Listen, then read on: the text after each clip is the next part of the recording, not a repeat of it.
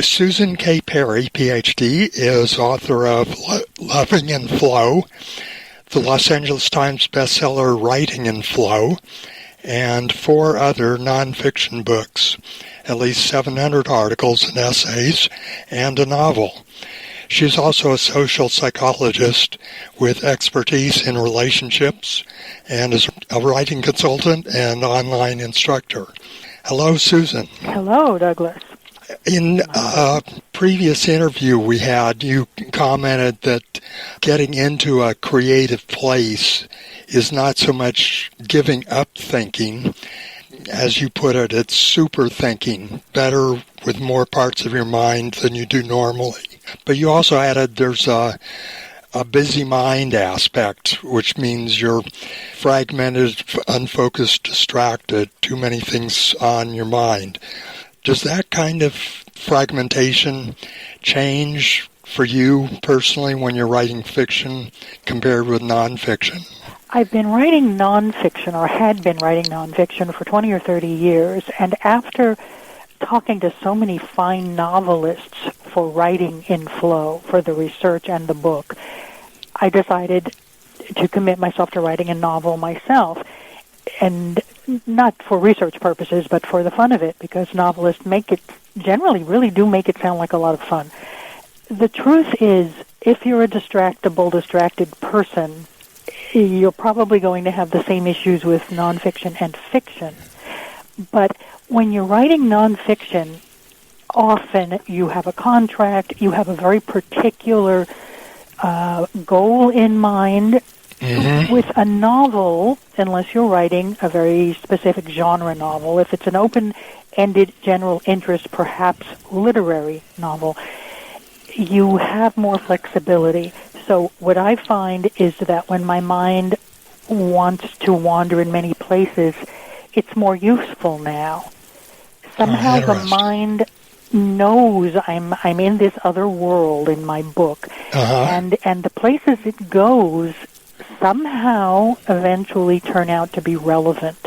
So I don't have to get the little whip out and say, come back from there, come back from Timbuktu. Maybe I'll work Timbuktu in. Why did I think of that now? Maybe it fits somewhere. Right. Maybe I'll just take a note and use it in the next book.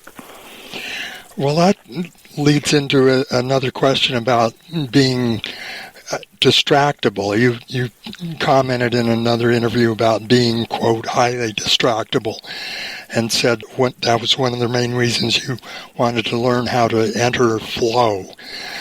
You know that many people may want to be distracted, that there's a certain kick to it, but finding ways to distract yourself away from actually writing is a kind of cliche about writers. Well, it's very true. One of the online classes I gave to a group of people who wanted to be creative writers, probably at least half the class said that they had attention deficit disorder of one sort or another. I don't know if they were, clinically or just at that perception.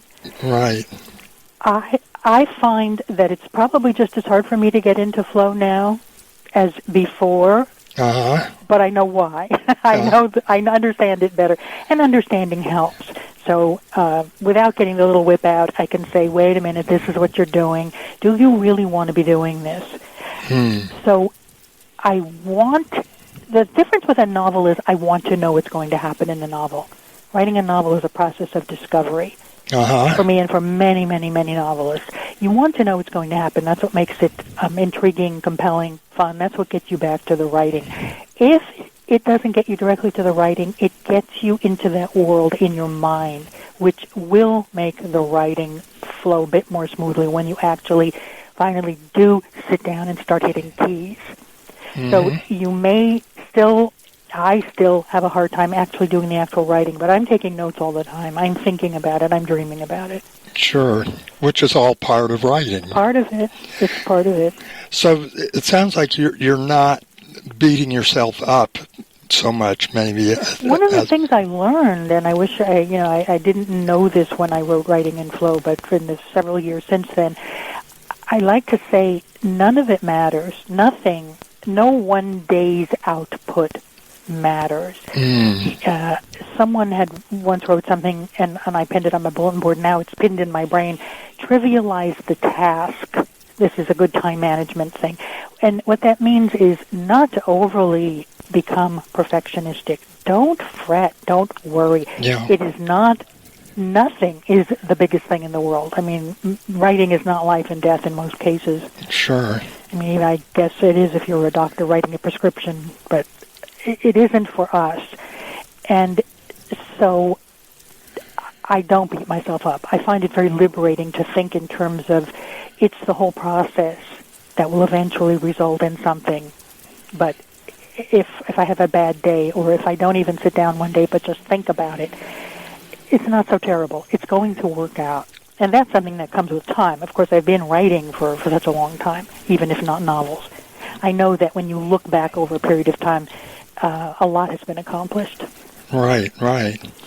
But again, comparing fiction versus nonfiction work, do you find that you're less driven to, quote, overcome distraction when you're writing fiction, that it's less of an issue?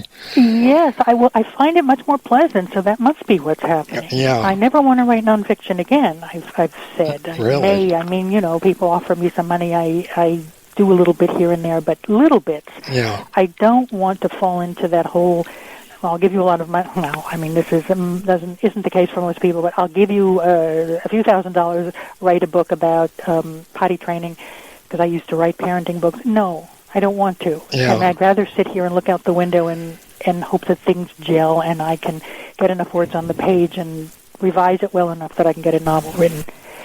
So it's more pleasant, and I have to say then, yes, I'm not having as much trouble with the distractibility because I like what I'm doing. Sure. So sure. you have to, any person who's doing any kind of creative work has to think about whether they want to be doing what they're doing.